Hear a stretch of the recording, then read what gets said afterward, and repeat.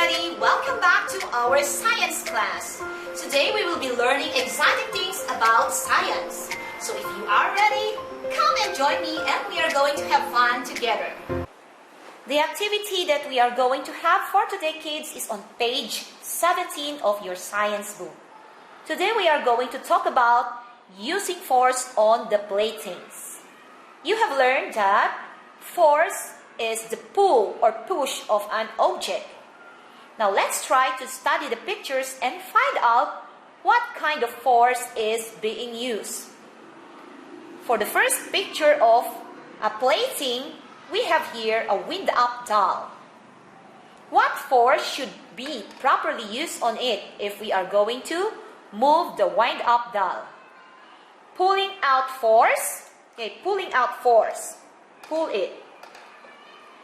Spinning force. Spin it like you are going to spin the doorknob. Or pressing force. So which of these three is the kind of force that we have to apply with the wind-up doll? Correct answer is spinning force. The next toy is a rubber duck. To make the rubber duck squeak, what force should we properly use on it? Are we going to use the pulling force as shown in the picture, the rotating force, or the pressing force? The correct answer, kids, is pressing force. We have to use the pressing force to make the rubber duck squeak. The third toy that we have is a toy wagon. So we call this one a toy wagon. Now, we want to move the toy wagon. What force should we properly use on it? The pulling out force, rotating force, or the pressing force? Good job. We have to use the pulling out force. In order for the toy wagon to move, use the pulling out force. So that's it, kids. I hope that you learned something from this activity.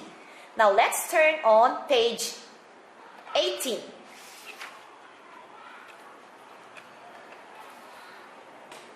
This time we are going to play with the toy racket. You will be needing a band paper if you are going to make your own toy racket. So I have here a band paper. Okay. So here is what you are going to do. You can make a toy racket by folding the band paper into lengthwise. Okay, fold the paper. After that, unfold it and then fold the corners. Fold the corners. Okay, follow the numberings here. Step 1, step 2, and this is step 3. Step 3, again, fold the paper this way, smoothen the edges.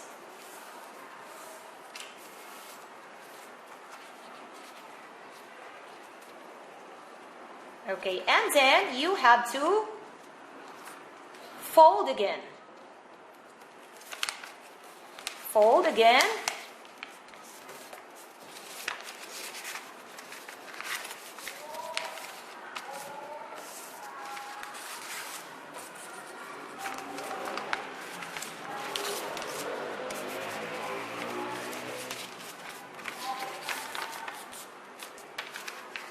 Okay.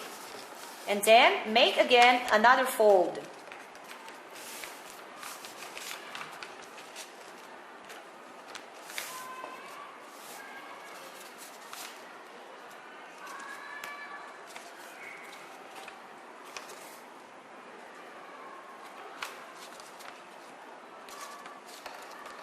All you have to do, kids, is to follow the steps that are shown in your book. This is step 1, step 2, step 3, step 4, and step 5. Now, what do you think is the result if you are going to follow all these steps? Is it this one,